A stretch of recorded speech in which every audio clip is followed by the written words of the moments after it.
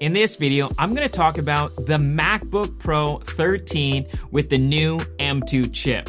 This particular MacBook has some of us dazed and confused when compared to the MacBook Air M2 offering, which would be an easier conversation. The question is, where does this MacBook fall in Apple's lineup, and is it the perfect new laptop when working from home? I have some thoughts.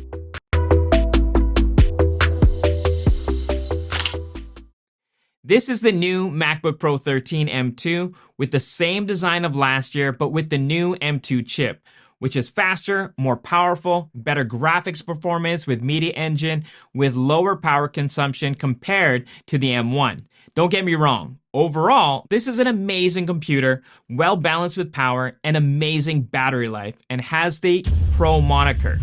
If you're looking for a quick answer if this is a good MacBook to purchase to work from home, then yes. If you stay till the end and hear out my thoughts, and after this video you decide to purchase this MacBook Pro 13, it won't be a bad decision. The question is, does it offer the best value when the MacBook Air with M2 offers a similar offering at a lower price point as they were showcased and released at the same time? So let's get some specs out of the way. This MacBook Pro 13 right here is the entry-level offering with an 8-core CPU and 10-core GPU with 8 gigabytes of unified memory. This design, like I said earlier, is nothing new and doesn't really have to be. That being said, this still has the touch bar, and some still love it and others not so much. I've had the MacBook Pro from 2016 and I've used the touch bar for many years. And I did use it. Do I love it? Not really. Do I hate it? No, I don't hate it either. It's nice to have something different, and honestly, working from home, I'm using an external keyboard anyways, so it doesn't bother me either way. Does this offer great value for someone working from home?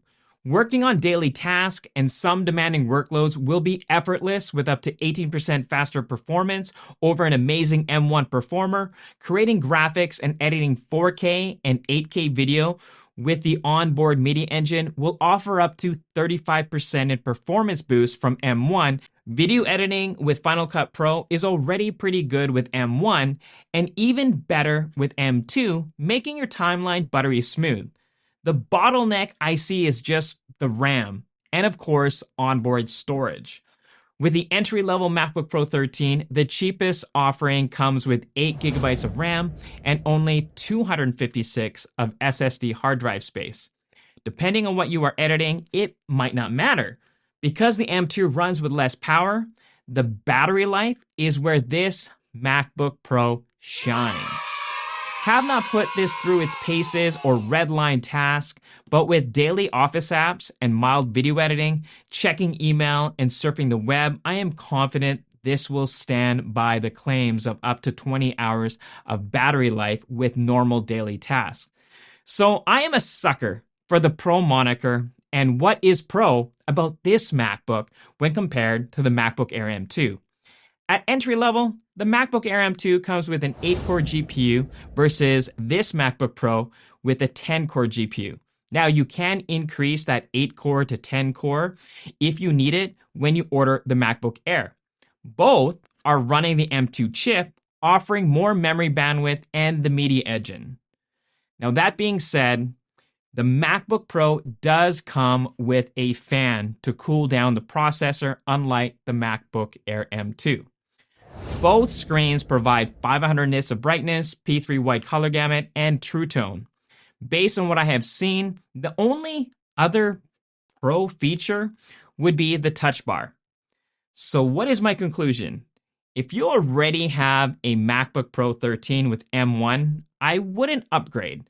The M2 performance boost is not significant enough, in my opinion, when comparing daily tasks, Zoom calls, and mild video editing working from home. Of course, if you do a lot of video editing, I probably would suggest to move to the MacBook Pro 14 or 16 with the M1 Pro and the M1 Max chipsets over this one. Now, if you are upgrading from an older Intel MacBook Pro and still want that Pro label, you won't be disappointed by this MacBook Pro 13 M2. you don't care about the Pro moniker, I would seriously recommend the MacBook Air M2 if you are looking at entry-level specs.